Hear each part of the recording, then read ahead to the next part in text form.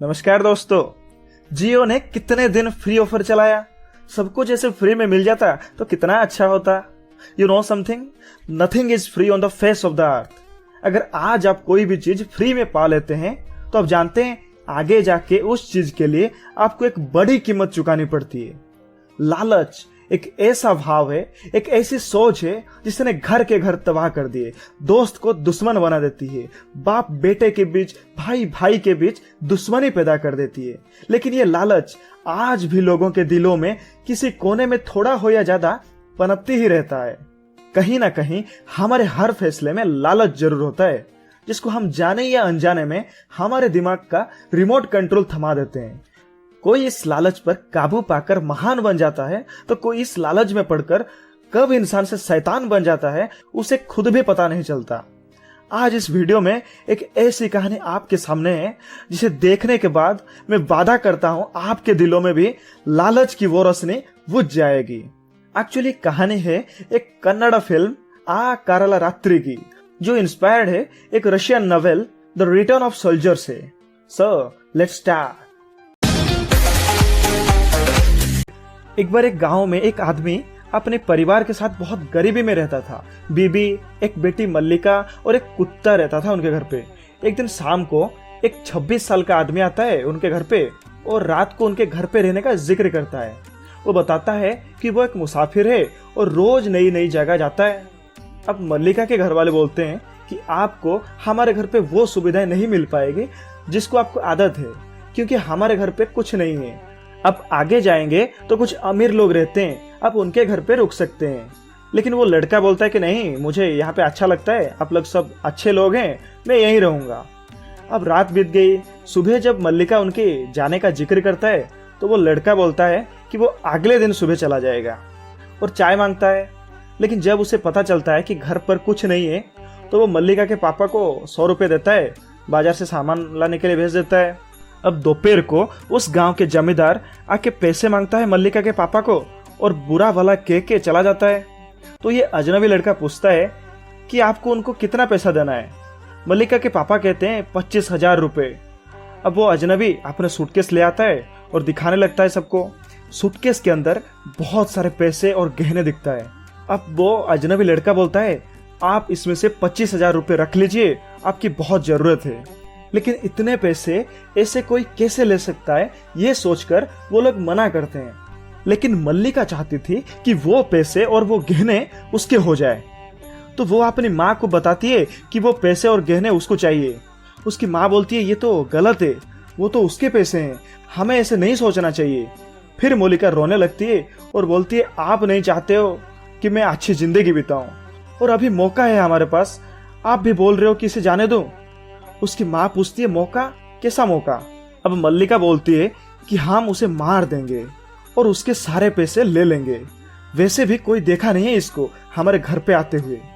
उसकी माँ एकदम डर जाती है और नहा करने लगती है। लेकिन मल्लिका के पिताजी सब सुन रहे होते हैं और वो आके बोलते हैं कि मल्लिका सही कह रही है, हमें ऐसे ही करना चाहिए। अब वो लड़का आता है और पूछता है कि क्या सही और क्या गलत की बात चल रहा है, आज मुर्गा खाने का बहुत मन कर रहा है। फिर सब उसकी ओर देखते हैं तो फिर एक 500 का नोट वो निकाल के मल्लिका के पापा को दे देता है। अब मल्लिका के पापा बाजार से मुर्गा और मसाले लेकर आते हैं और रोज की तरह दारू पीने ठेके पर चले जाते हैं। अब मल्लिका चाकू निकालकर उसकी धार तेज करने लगती है। उसकी माँ बोलती है कि ऐसा मत करो, लेकिन मल्लिका बोलती है नहीं, मुझे वो सब चाहिए जो उसके पास है, उसके लिए मुझे इसको मारना पड़ेगा। अब उसकी माँ बोलती है मैं मारने के लिए मना नहीं कर रहा हूं, लेकिन ये चाहता हूं कि खून ना बहे। और वो खेतों से विष के पत्ते लेकर आती है और उनका प्लान ये होता है कि वो विष उनके खाने में मिला देंगे। लेकिन जब विष डालने का टाइम आया तो उसकी माँ के हाथ कांपने लगता है और वो डरते हुए विष उस बर्तन में डाल देता है जिसमें वो अजनबी चिकन करी खाने वाला था। अब वो अजनबी खाने ही जा रहा था कि पुलिस आ गई। उसकी माँ दरवाजा खोलती है और इधर मल्लिका उस लड़के को लेकर पीछे छुप जाती है। अब वो पुलिस वाले पूछते हैं कि गांव में 2 चोर घुस गए हैं, क्या वो चोर उनके घर में है क्या? और उनको चिकन करी की स्मेल आने लगती है और वो चिकन खाने का जिक्र करते हैं और देखते हैं कि सामने बर्तन में चिकन करी है।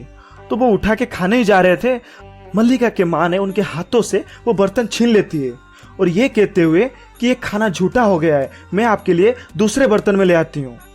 और जाते जाते उसके हाथों से वो बर्तन उनके कुत्ते के पास गिर जाता है।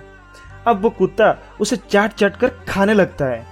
इधर पुलिस वाले चिकन खाकर जा ही रहे थे कि देखिए वो कुत्ता बेजान सा पड़ा हुआ है, जबकि वो कुत्ता विष खाकर मर चुका होता है। तो मल्लिका आती है और बोलती है ये सो गया है, बहुत आलसी है, हमेशा सोता रहता है, और उस कुत्ते को उठाकर ले जाती है। पुलिस वाले भी चले गए। अब वो अजनबी खाने आता है तो मल्लिका की माँ खाना ले आता है और ये खाना खाने लगता है। बोलता है बहुत अच्छा टेस्ट है। इधर मल्लिका देख रही होती है कि इसको कुछ हो क्यों नहीं रहा है। अब आराम से खाना खाने के बाद वो सोने चला जाता है। मल्लिका उसकी माँ से पूछती है कि क्या हुआ, आपने विष डाले नहीं हो ना? उसकी माँ बोलती है कि मैं बहुत डर गया हूँ, अब कुत्ते भी मर गया है। अब मल्लिका बोलती है जो करना होगा मुझे ही करना पड़ेगा, आपसे कुछ नहीं होगा। और वो कुछ देर के बाद चाकू लेकर उस अजनबी के रूम में चला जाता है।